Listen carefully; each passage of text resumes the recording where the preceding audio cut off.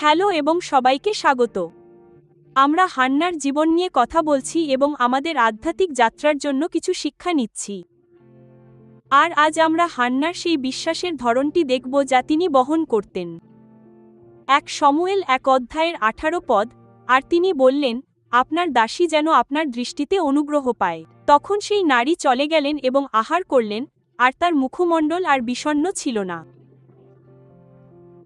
এটি লক্ষ্য করা খুব আকর্ষণীয় যে একজন নারী যিনি যন্ত্রণা এবং গভীর দুঃখে ছিলেন, যিনি কেঁদেছিলেন এবং নিজের পরিস্থিতির কারণে খাবার খাননি, তিনি হঠাৎই শান্তি ও নিশ্চয়তা খুঁজে পাচ্ছেন। এলির কাছ থেকে আশীর্বাদের কথা শোনার পর তিনি ফিরে গেলেন আর বিষণ্ণ থাকলেন না। এটি আমাদের তার সম্পর্কে কি বলে? আমাদের বলে যে প্রার্থনা করার সময়ও তার বিশ্বাস ছিল। এখন এমন সময়ও আসে যখন আমরা প্রার্থনা করি, কিন্তু তা আমাদের হৃদয়ে নিশ্চয়তায় রূপান্তরিত হয় না। আমরা প্রার্থনা করি এবং ভাবি ঈশ্বর সত্যিই আমাদের কথা শুনেছেন কিনা।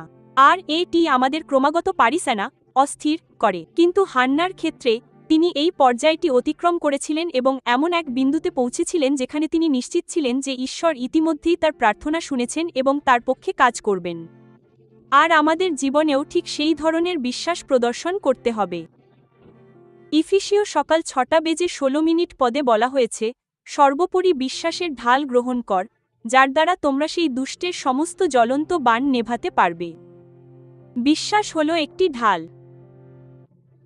আর যখন আমরা বিশ্বাসের পথে চলি, আমরা যা কিছুর মধ্য দিয়েই যাই না কেন, আমরা শত্রুর ছোড়া বাণ নেভাতে পারি।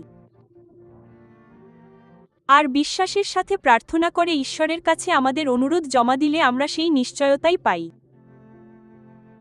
আমরা যেন বিশ্বাস বহন করি এবং উত্তর পাওয়া প্রার্থনার মধ্যে দিয়ে চলি। আসুন আমরা একসাথে প্রার্থনা করি। স্বর্গীয় পিতা, আমরা আপনাকে ধন্যবাদ জানাই আপনার সত্তার জন্য।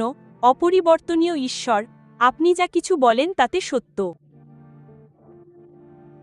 এবং পিতা, আপনাকে ধন্যবাদ যে আমরা সাহসের সাথে আপনার বাক্যের ওপর ভরসা রাখতে পারি এবং গভীর নিশ্চয়তার অনুভূতি নিয়ে আমাদের জীবনে চলতে পারি।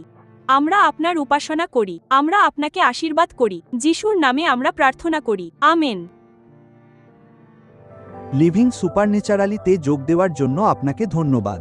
আপনার আধ্যাত্মিক পথ চলাকে শক্তিশালী করার জন্য আরও সম্পদের প্রয়োজনে অনুগ্রহ করে abcwo.org ভিজিট করুন।